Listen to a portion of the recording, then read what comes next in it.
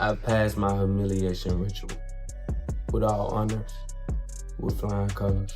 But the only difference between my humiliation ritual and a lot of others is I was walking with God the whole time. Being deeply rooted in prayer, deeply in search of answers, and deeply rooted and grounded in the palms of his hands through the process of this whole humiliation ritual. You know what the #1 job of somebody that sold their soul in Hollywood is? What? Is to act like it didn't happen. They all do the same job. Whoever made that complex list, I just want to let you know something, man. Your ass need to go do rock and roll or some other shit. I swear to God, 21, 18 platinum, 6 or 7 gold. Go look at the certifications. Let me know who beating me, bruh. Katt has been speaking about the dark side of the industry for a long time, but now he is directly pointing at Chopper. He suggests that Chopper's quick rise to fame may have come with a serious cost. If Katt's hints are true, then the clean and positive image Chopper shows the world might not be as real as it seems.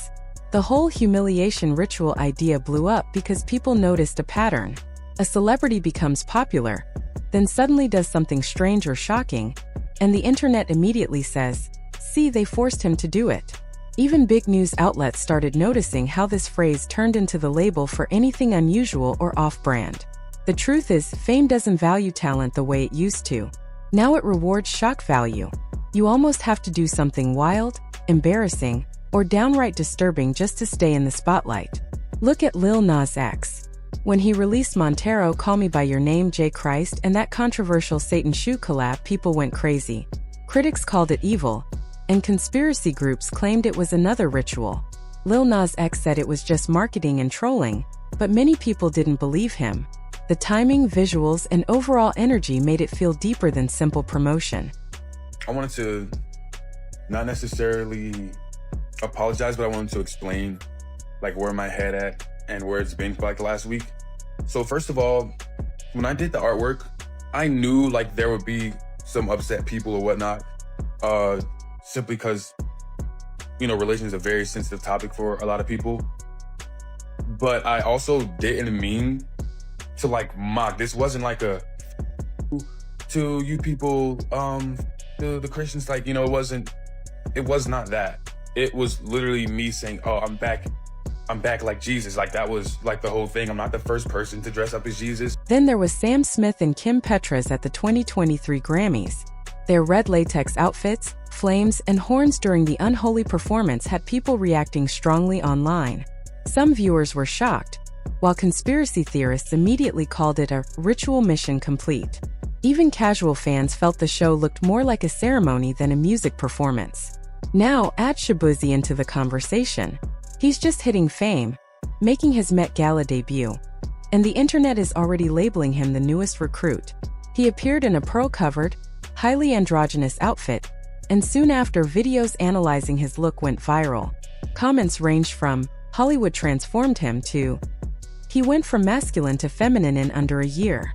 Street Talk suggested it was deliberate, part of the ritual of proving yourself to the industry. The narrative is becoming clear. When someone rises quickly, they have to do something shocking or bold to show they are willing to play by the rules. But why humiliation rituals? Mel Gibson once explained it perfectly. Humiliation is Hollywood's ultimate weapon. Once a star's pride is shattered in public, they are under control. To stay in the spotlight, many are willing to sacrifice dignity, chasing another hit song or a major role, even if it costs them their self-respect. Most people's #1 fear is public humiliation, okay? I don't give a anymore. I'm not afraid of it, because I've had plenty. Just as the rumors were fading, NLE Choppa jumped in and made everything louder. On his YouTube, he uploaded a video called, "I Did a Humiliation Ritual and I Passed." He spoke confidently, almost proud, describing it like a test he completed to level up his fame and status in the industry. I passed my humiliation ritual with all honors, with flying colors. Things got really unusual when Choppa said he completed his ritual while walking with God. He explained he was praying, meditating, and keeping his faith strong throughout the entire experience.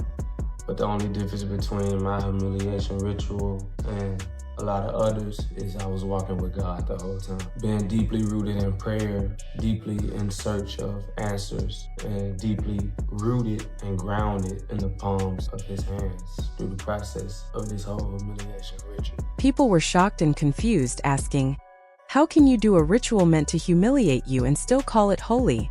That contradiction set the internet on fire. Later, Choppa posted another video, confidently boasting that he had mastered the industry and proving he was on top of his game.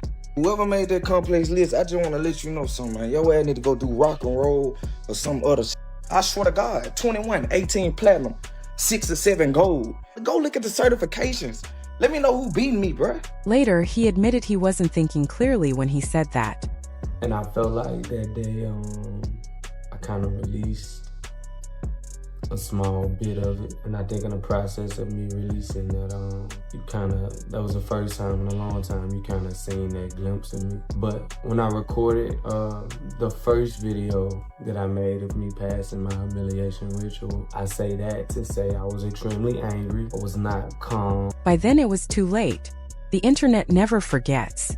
A clear pattern appeared. Rise to fame, do something embarrassing, call it growth, and pretend nothing happened. This was exactly what Katt Williams had hinted at all along. You know what the #1 job of somebody that sold their soul in Hollywood is? What? Is to act like it didn't happen. They all do the same job. Many people thought Katt was joking or being paranoid, but he was actually revealing the industry system. In an interview with Shannon Sharpe, he said he was offered $50 million 4 times to join Hollywood's secret games. He refused, insisting he'd rather stay poor than compromise his dignity for awards. Because that's all you know me for, is that I'm quite likely to tell the whole truth and nothing but the truth, so help me God. Now, I've had to turn down $50 million 4 times. 4 times. Just to protect my integrity and that virgin I was telling you about. Right. Because P. Diddy be wanting to party. And you gotta tell him no. You got to tell him no. I did. I did. What sets Katt apart is his experience. He has been exposing Hollywood's dark side long before many young rappers were famous. People thought he was joking, but he was actually warning us. Now everything he predicted is happening, yet most ignored him because they didn't want to face how corrupt the industry is. Be gay in Hollywood, you never expected. They be having these big mansion parties, and the mansion party, the whole mansion is a party, and then it's a separate party in the little rooms. I ain't been famous that goddamn long. I'm excited in a be at the mansion party. You be looking in all the goddamn rooms, and you around and look in the wrong room. Looking at it now, the pattern feels almost predictable. Achieving fame seems to come with a cost, sacrificing morals, trading values, or giving something up. Big stars like Beyonce, Jay-Z, Rihanna, and DOAT have faced rumors about secret initiations. Anyone speaking out gets labeled unstable. Kanye openly shared how the industry controlled him and even involved personal sacrifices, including his own family. I don't care who you are. I ain't taking those flights from nobody, right? I ain't taking those flights from nobody. It's God. That's the only person that I serve. My mom ain't here. My mama was sacrificed. Me too. You understand? Yeah, I'm Christian. Michael Jordan, what about him? His daddy, right? Bill Cosby, his son, right? Dr. Dre, his son. You're out in Hollywood, a lot of people come up missing. Feels like it might be a lot of that in order to control, traumatize. They want to monetize and traumatize. They can't control you. They can't. They try to suppress you, but that's how they try to categorize. They can't control me. You get what I'm saying? They can control Shaq. They can control Charles Barkley. They can control LeBron James. They can control Jay-Z and Beyonce. But not you, man. But they can't control me. The industry turned against him, canceling deals, dropping him from brand partnerships, and calling him crazy. Some believe they even tried to silence him permanently. Rumors claim they attempted to control him with large doses of lithium, showing just how far the system would go to keep him quiet. They tried to medicate me. I was exhausted. They wrongly diagnosed me. And they when I asked them, how much lithium did you want to put me on exactly? It took them 4 days to answer because they were embarrassed about the amount, right? And I refused to take this, right? You understand that if I had taken the medication, I would not be here and it would have been, he was deeply troubled. We miss him. We love his music though. Well, they would have Britney Spears you. That's why most people stay quiet. They watch what happens to those who speak up. One moment you're on top of the world, a superstar, and the next people label you unstable or unpredictable. Patterns don't lie. Every time someone reaches the peak of fame, something strange follows, a public embarrassment, an unusual outfit, or some ritual-like event that changes how the public sees them. Some still don't believe the ritual talk. They say the horns, dresses, and eccentric fashion are just artistic choices, high fashion, or performance art. In some cases, that's true. But in many situations, artists start acting completely different after these performances. Their energy shifts. The way they talk, move, and dress changes. Often it's queer-coded, gender-bending, or shocking behavior that doesn't match their earlier persona. That's why the streets watch so closely. When a rapper known for street anthems suddenly appears dressed like a gothic priest in latex, people start asking what's really happening behind closed doors. Katt Williams has been warning about this for years. Fame has rules and they aren't free.